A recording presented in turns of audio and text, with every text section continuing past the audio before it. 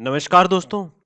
आज के वीडियो में हम बात करेंगे सेक्शन 25 नोटिस अगर आपको आया है एंड इसके बारे में क्या-क्या आपको इश्यू आ सकते हैं, क्या-क्या प्रॉब्लम आपको फेस करने को मिल सकती है। तो अगर आपको पर्सनल लोन या क्रेडिट कार्ड का बिल आपका बकाया है और आपको सेक्शन 25 नोटिस मिला है, तो घबराने की आपको कोई भी ज़रूरत नहीं है। ठीक है, आज इस वीडियो में हम बात करेंगे सेक्शन 25 नोटिस क्या है, ये क्यों भेजा जाता है, अगर आपको ये नोटिस मिला है तो क्या करना चाहिए और क्या नहीं करना चाहिए एंड लीगल एक्शन से कैसे बचें, क्या सेटलमेंट या रिस्ट्रक्चर करना सही रहेगा।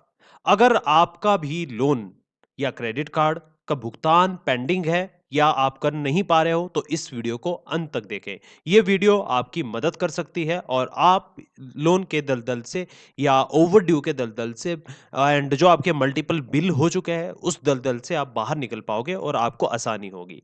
आपको इस वीडियो में स्टेप बाय स्टेप बताया जाएगा और आपको फॉलो भी करना होगा। अगर आप ध्यान से सुनोगे तो आपको अच्छी खासी एक नॉलेज भी मिल जाएगी एंड आपको एक गाइडेंस भी प्रोवाइड हो जाएगी।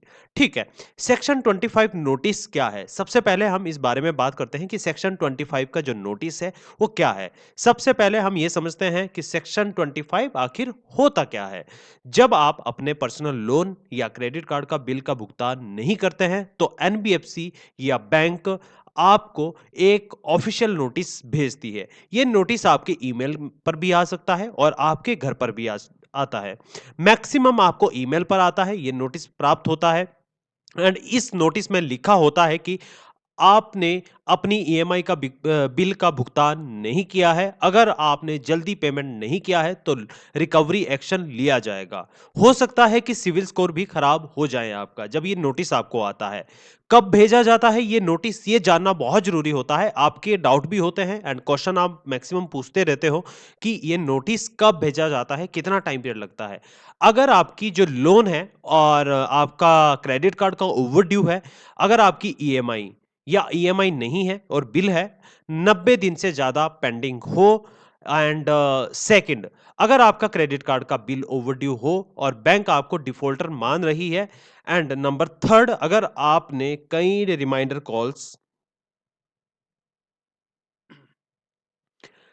कॉल्स को नजरअंदाज किया हो तो ध्यान दें अगर आपको ये नोटिस आया है तो इसका मतलब है कि बैंक या एनबीएफसी अब सख्त एक्शन लेने की तैयारी में है बट कौन कौन सी है एंड कौन कौन सी नहीं है तो फिर आपको बिल्कुल भी टेंशन नहीं लेनी है, ठीक है? आप सोचते हो कि कैसे चेक करें, ये सही है या नहीं है, तो आपको बिल्कुल नहीं घबराना है। सेक्शन 25 का जो नोटिस है, उसका क्या असर पड़ता है, ठीक है? अब बात करते हैं कि इस नोटिस का आप पर क्या असर पड़ सकता है, ये जानना बहुत ज़रूरी है।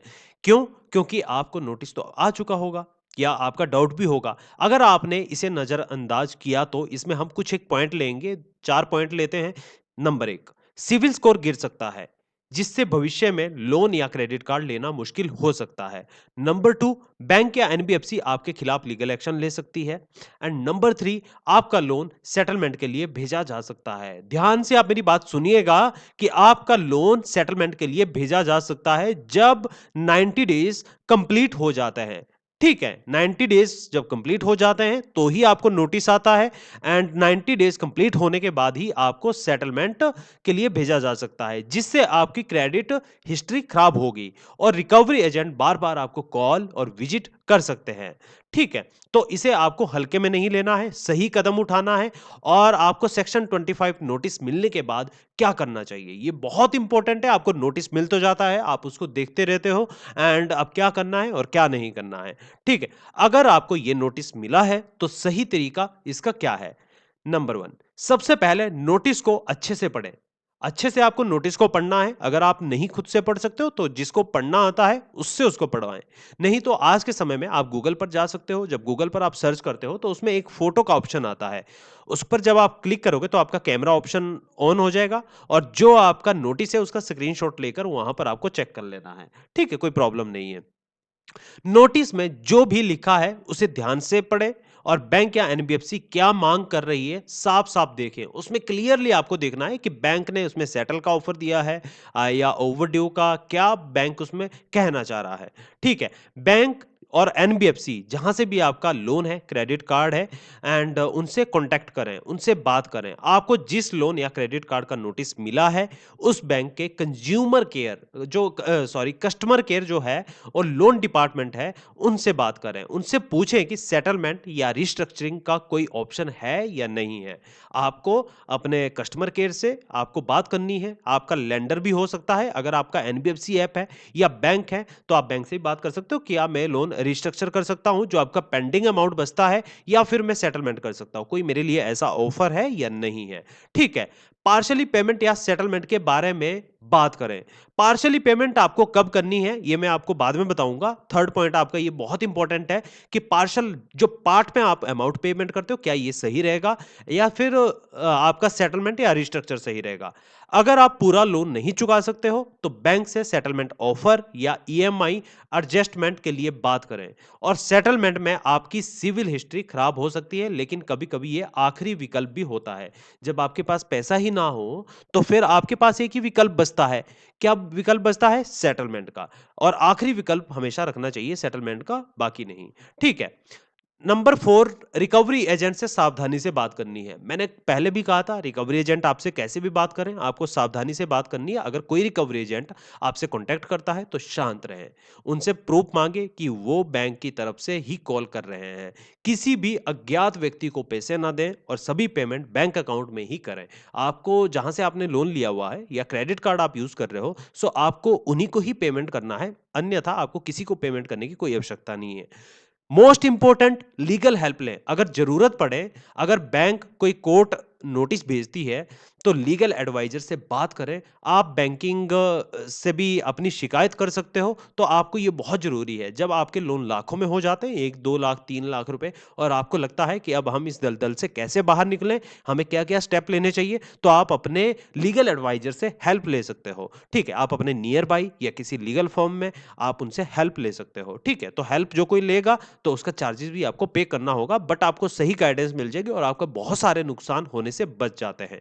इसीलिए आपको हम अपना कॉन्टैक्ट डिटेल भी शेयर करते हैं, जो हमारी व्हाट्सएप सपोर्ट टीम रहती है। आप वेबसाइट पर भी विजिट कर सकते हो, जिसके बारे में हम आखिरी में बात करेंगे। ठीक है।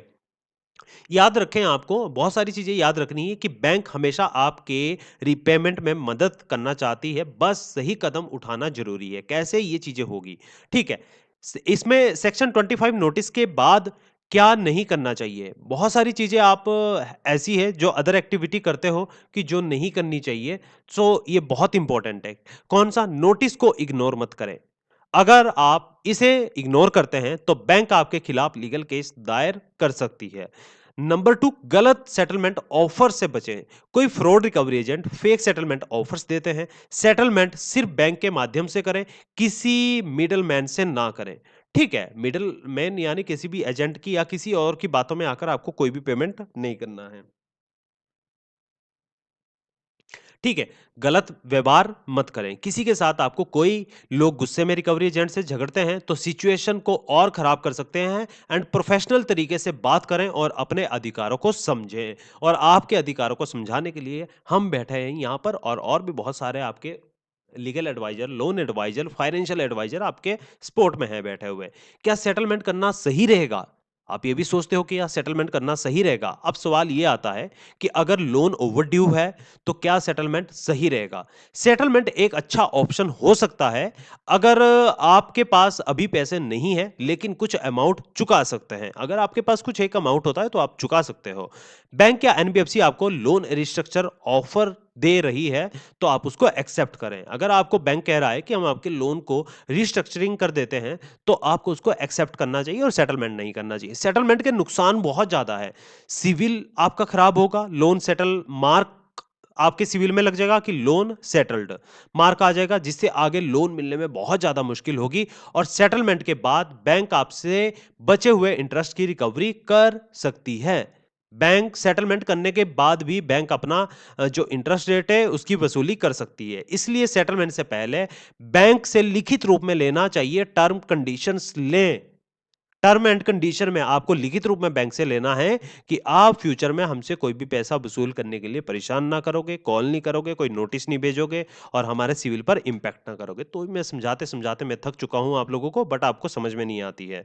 ठीक है, तो दोस्तों अगर आपको सेक्शन 25 नोटिस मिला है तो घबराएँ नहीं, सही तरीके से आगे बढ़ें, नोटिस को ध्यान से पढ़ें, नंबर 1, नंबर 2 बैंक या एनबीएफसी से संपर्क करें, नंबर 3 सेटलमेंट या लोन रिस्ट्रक्चर का ऑप्शन पूछें और नंबर 4 एंड लोन जो रिकवरी एजेंट से सावधानी से बात करें और नंबर आपका 5 लीगल हेल्प लें अगर जरूरत आपको पड़ती है। अगर आपको लगता है कि आपको आवश्यकता है तो आपको लीगल हेल्प लेनी चाहिए। अगर ये वीडियो आपके काम आया है तो इसे लाइक करें, शेयर करें और चैनल को सब्सक्राइब जरूर करें। आपको जो मैक्सिमम आपके क्वेश्चन है ये आप कमेंट में पूछ सकते हो। मैं आपकी पूरी मदद करूंगा और आप अच्छे से रहिए, आराम से रहिए और टेंशन फ्री रहिएगा। ठीक है? Thank you.